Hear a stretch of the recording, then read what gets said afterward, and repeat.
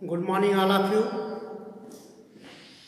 Today, I will deliver the lecture on the topic Section 6 of the Transfer of Property Act. धारा 6 के अंतर्गत किन संपत्तियों का अंतरण किया जाएगा? This property can be transferred. Which property can be transferred. तो हमने बताया था कौन कौन सी संपत्तियों का अंतरण किया सकता है, किसकी संपत्ति का को अंतरित नहीं किया सकता है, क्योंकि धारा 6 की जो टाइटल है कहती है कि किन संपत्तियों का अंतरण किया जाएगा। तो कौन कौन सी संपत्तियों का अंतरण नहीं किया जाएगा, इसके संबंध में हम आपको बता चुके थे। अब उसका एक एक करके विवरण हम आपको सामने बताएंगे, क्योंकि सेक्शन 6 के अंतर्गत संभावनाओं का अंतरण नहीं किया जा सकता, केवल वाद लाने के अधिकार का अंतरण नहीं किया जा सकता, भावी भरण पोषण के अधिकार का अंतरण नहीं किया जा सकता, और यह सुखाधिकार का अंतरण नहीं किया जा सकता, अधिष्ठायी स्तर से पृथक सुखाधिकार का अंतरण नहीं किया जा सकता है, और एक चीज़ और है, पुनः प्रवेश के अधिकार का अंतरण नहीं किया जा सकता। री एंट्री का अंतरण नहीं किया जा सकता। पुनः प्रवेश के अधिकार का अंतरण नहीं किया जा सकता। पुनः प्रवेश के अधिकार का अंतरण नहीं किया जा सकता। पुनः प्रवेश के अधिकार का अंतरण नहीं किया जा सकता।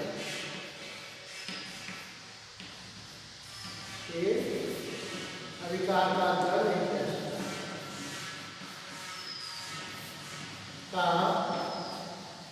अंतरण नहीं किया जा सकता। नहीं किया जा सकता।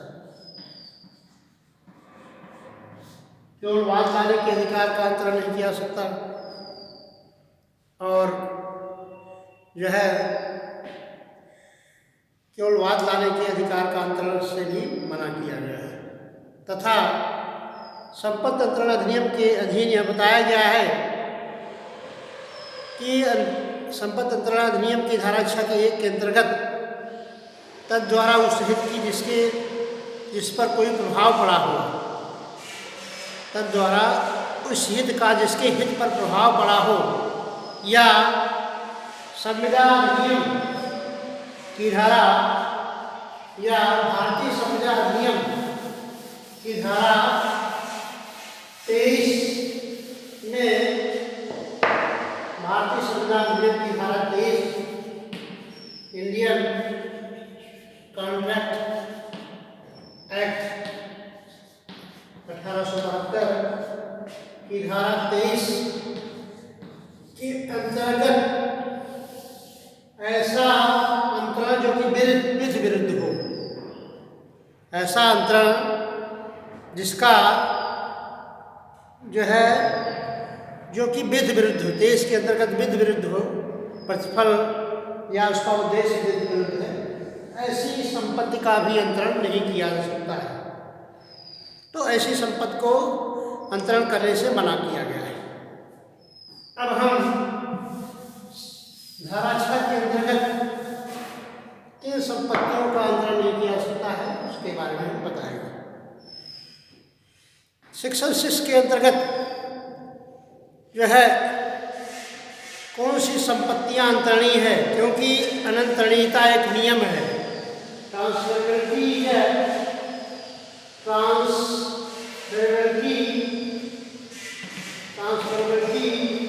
Is the rule. Transferability is the rule. अंतरणीयता एक नियम है, एंड नॉन ट्रांसफरेबिलिटी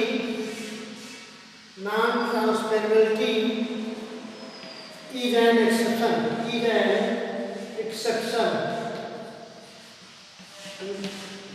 क्योंकि अंतरणीयता एक नियम है। इसमें बताया गया है ए के अंतर्गत अंतरणीयता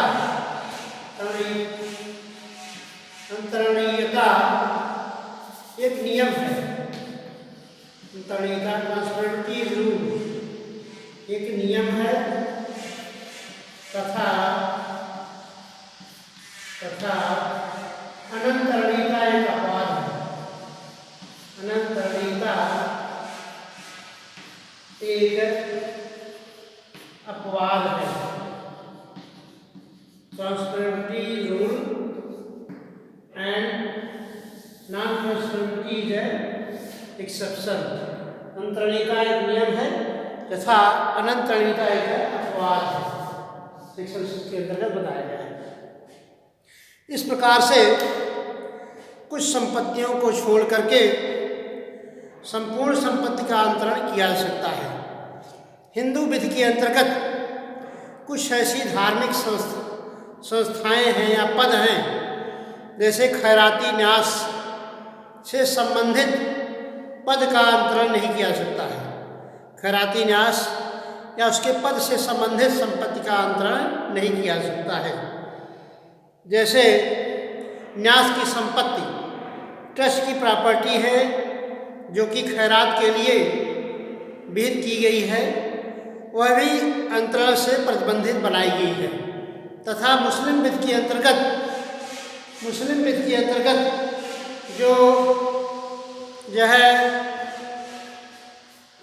मुस्लिम विधि के अंतर्गत मुतवल्ली होता है या वक्फ की संपत्ति है। मुस्लिम विधि के अंतर्गत जो है जो वक्फ बोर्ड की संपत्ति है, वक्फ की संपत्ति है जिसको ट्रस्ट कहा जाता है, वक्फ की संपत्ति का अंतरण नहीं किया सकता है। तथा मुतवल्ली की संपत्ति का अंतरण नहीं किया सकता है। इस प्रकार से वक्फ बोर्ड की संपत्ति का अंतरण नहीं किया जा सकता है। या मुतवल्ली जो मुस्लिम विधि के अंतर्गत जो मुतवल्ली होता है उसके पद का भी अंतरण नहीं किया जा सकता है। इस प्रकार से हिंदू विधि के अंतर्गत जो खैराती न्यास से संबंधित संपत्ति का अंतरण नहीं किया जा सकता है। तथा विभिन्न महानगरों में जो संपत्तियां हैं जैसे बंगाल में घटवाल की संपत्ति, बंगाल के अंतर्गत घटवाल संपत्ति तथा जो है मद्रास में केनार संपत्ति तथा मुंबई में वतन की संपत्ति का भी अंतरण नहीं किया जाता है। मुंबई में वतन की संपत्ति का अंतरण नहीं किया सकता है। इस प्रकार से घटवाल केनार और वतन की संपत्ति को अनंतरणीयता के अंतर्गत रखा गया है। तो इस प्रकार से इन संपत्तियों का अंतरण भी नहीं किया सकता है। तो हम संपत्ति अंतरण अधिनियम की धारा 6 के अंतर्गत जो बताया गया है कि संभाव्य उत्तराधिकार का अंतरण नहीं किया सकता है। संभाव्य उत्तराधिकार का अंतरण नहीं किया जा सकता है। तो इस प्रकार से